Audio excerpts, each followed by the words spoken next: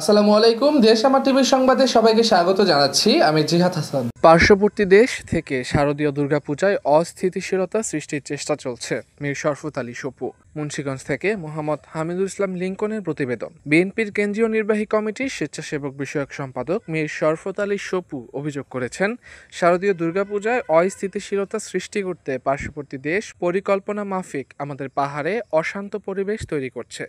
বুধবার বিকেল 4:30টায় শ্রীনগর উপজেলার বিভিন্ন পূজা মণ্ডপ পরিদর্শন শেষে বাগড়া আদি সার্বজনীন দুর্গা মন্দিরে সাংবাদিকদের সঙ্গে আলাপকালে তিনি এ মন্তব্য করেন।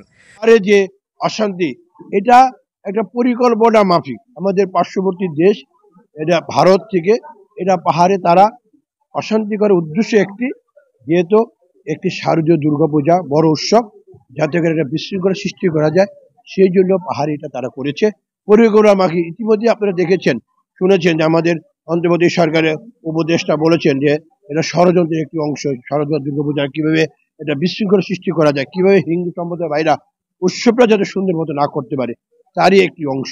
যাই হোক, এই বিচ্ছিন্ন থাকবে, যেহেতু আগামী ফেব্রুয়ারিতে আমাদের জাতীয় সংসদ নির্বাচন। এই নির্বাচনকে সামনে রেখে অনেকভাবে অনেকে চেষ্টা করবে ঘোড়া পানিতে মাছ শিকার করার জন্য, বিশৃঙ্খলা সৃষ্টি করার জন্য। কোনো লাভ হবে না, কোনো কিছু হবে না। আগামী ফেব্রুয়ারিতে জাতীয় সংসদ নির্বাচন অনুষ্ঠিত হবে। মীর শরফত আলী সপু বলেন, আগামী ফেব্রুয়ারিতে জাতীয় সংসদ নির্বাচনকে সামনে রেখে নানা মহল ঘোলা পানিতে মাছ শিকারের চেষ্টা করছে। পরিকল্পিতভাবে দেশে বিশৃঙ্খলা তৈরির অপচেষ্টা চলছে। এ সময় উপস্থিত ছিলেন মুন্সিগঞ্জ জেলা বিএনপির আহ্বায়ক সদস্য আওলাদ হোসেন উজ্জ্বল ও জসিম মোল্লা, জেলা মহিলা দলের সভাপতি সেলিনা আক্তার বিনা, শ্রীনগর উপজেলা মহিলা দলের সভাপতি আলবিনা রফিক, জেলা যুব দলের যুগ্ম আহ্বায়ক প্রিন্স নাদিম, জেলা নারী ও শিশু অধিকার ফোরামের সাংগঠনিক সম্পাদক মাহমুদ হাসান ফাহাদ সহ স্থানীয় বিএনপি ও অঙ্গ সংগঠনের নেতাকর্মীরা। মোহাম্মদ হামিদুল ইসলাম লিংকন, দেশ আমার টিভি।